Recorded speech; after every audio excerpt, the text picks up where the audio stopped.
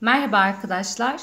Şimdi size çok güzel bir tariften bahsedeceğim. Aslında bu çok bilindik bir şeymiş ama ben gerçekten kullanıp etkisini görene kadar biraz abartıldığını düşünüyordum.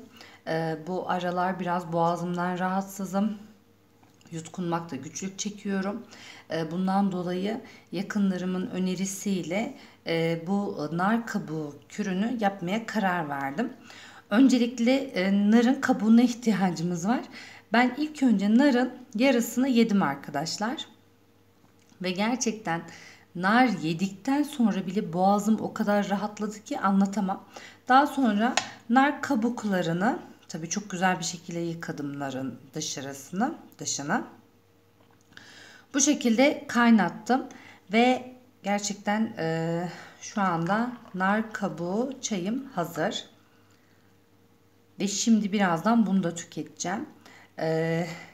Eğer özellikle kış aylarında boğazınız ağrıyorsa ya da işte gribal enfeksiyon geçiriyorsanız, yani doktora gitmeyecek şekildeyseniz tabii ki ilaç desteğine de ihtiyacınız olabilir, antibiyotiklik bir durumunuz da olabilir ama bu tarz kürlerin bence kullanılmasında bir sakınca olduğunu düşünmüyorum.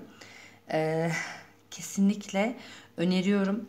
İlk önce biraz nar yiyin. Daha sonra nar kabuğunu güzel bir şekilde kaynatın. İstiyorsanız içerisine bir çay kaşığı bal ya da limon ilave edebilirsiniz. Ben bu şekilde ilave etmiyorum. Özellikle öksürük boğaz ağrısına çok çok iyi geliyor. Tavsiye ederim. Özel bir probleminiz yoksa, kişisel bir rahatsızlığınız yoksa bu kürü kesinlikle tavsiye ediyorum arkadaşlar.